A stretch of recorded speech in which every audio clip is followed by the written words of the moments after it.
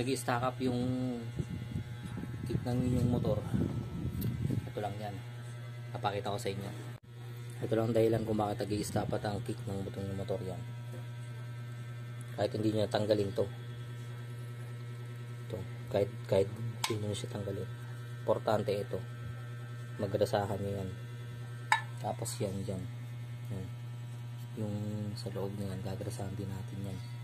Tapos itong palibot na to, tapos dinamay na rin natin to bearing. Nag-stack up na kasi yung kick ng motor ko, 10K odo na. Ngayon ito lang yan, mamaya papakita ko sa inyo mamaya kung paano magkabit na ito, kasi yung iba nahihirapan magkabit dito eh. Papakita ko sa inyo mamaya. Sa pagkabit na ito, pinin muna ng grasa. Subukan nyo sa loob ng grasa para at least maano na siya.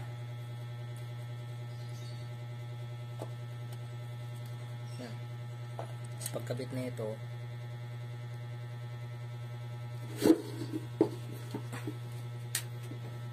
yung ba kasi nahirapan magkabit na ito kasi ganito daw nangyayari sa kanila. Hindi nila masagad yan o. Ngayon ang gagawin nyo, tanggalin nyo muna, tapos ito, ikabit nyo yung kick,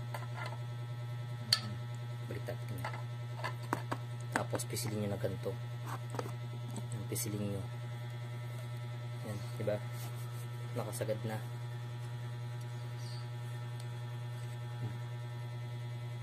Ngayon gaganto nyo lang siya, tapos yan yung bababa yan, diba?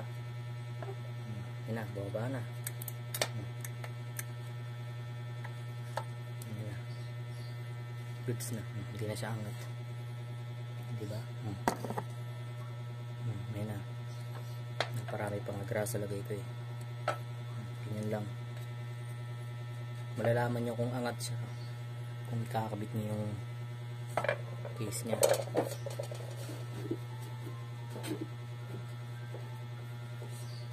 Ito, nasan nyo muna kasi magasan ko to. Iwas din sa ano.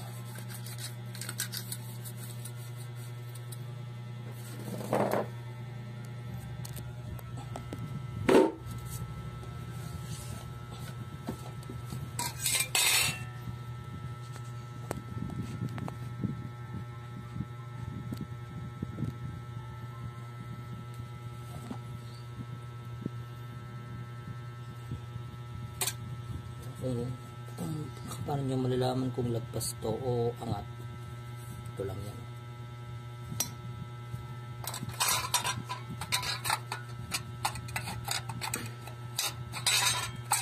Baliktad, sorry.